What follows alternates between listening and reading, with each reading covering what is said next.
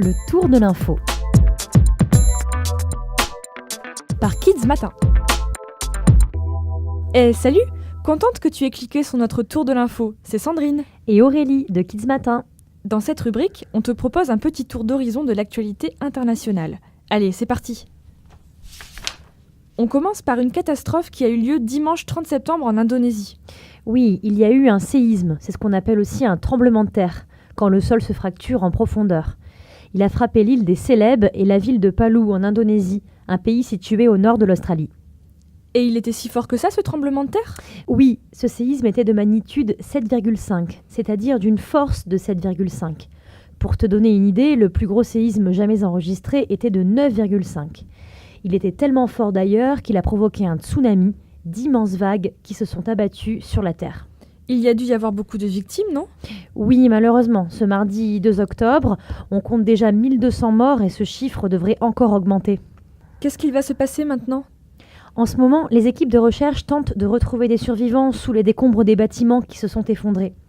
Il faut aussi envoyer de l'eau potable, de la nourriture, de l'essence pour les véhicules, des médicaments pour les gens. L'Union européenne a annoncé qu'elle allait débloquer, c'est-à-dire mettre à disposition 1,5 million d'euros d'aide humanitaire, de l'argent que l'on donne lors d'une situation d'urgence. 18 pays et de nombreuses associations ont déjà proposé leur aide. 191 000 personnes en ont besoin.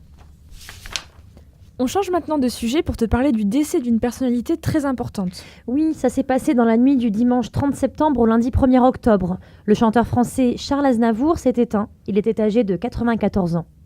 Mais pourquoi est-il si connu? Dans toute sa carrière, qui a duré plus de 70 ans, il a vendu 180 millions de disques. T'as forcément entendu une de ses chansons.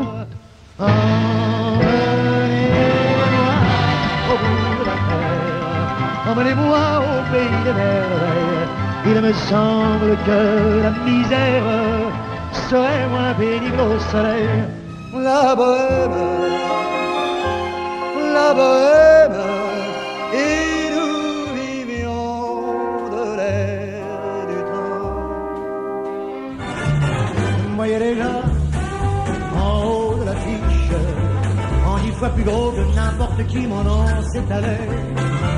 Je me voyais déjà adulé et riche, signant mes photos aux admirateurs qui se bousculaient. Il a également écrit les textes de chanteurs comme Edith Piaf ou Johnny Hallyday.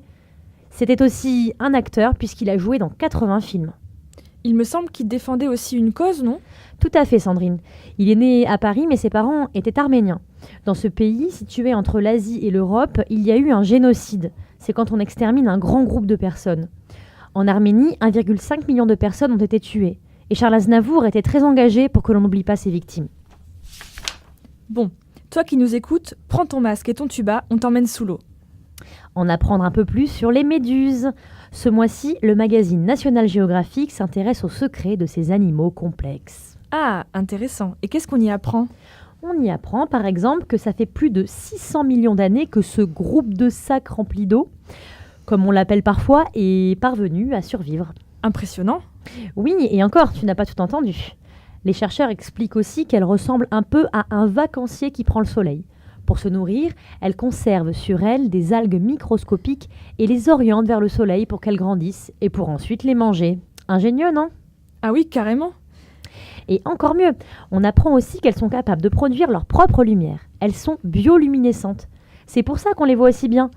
Des chercheurs ont utilisé ce système dans leur travail et ce travail leur a permis de remporter le prix Nobel de chimie, une grande récompense internationale. Et pour finir, on a une info qui va te faire sourire. Oui, tu connais certainement Antoine Griezmann, attaquant de l'Atlético Madrid et champion du monde de football avec les Bleus. Lorsqu'il marque un but, il fait toujours un pas de danse issu du jeu vidéo Fortnite. Il fait un L avec son pouce et son index collés au front et place son autre main sur ses parties génitales tout en sautant d'un pied sur l'autre. Oui, bien sûr. Et alors, qu'est-ce qui s'est passé? Un joueur de football péruvien, José Manzaneda, a voulu faire comme Griezmann en fêtant un but. Sauf que ça n'a pas plu à l'arbitre, qui a jugé que c'était un manque de respect pour les supporters de l'équipe adverse. Alors il lui a mis un carton jaune. Bon, et ils ont gagné au moins? Et non, en plus de son carton jaune, il a perdu 3-1. Dur. Bon, après tout, c'est qu'un match.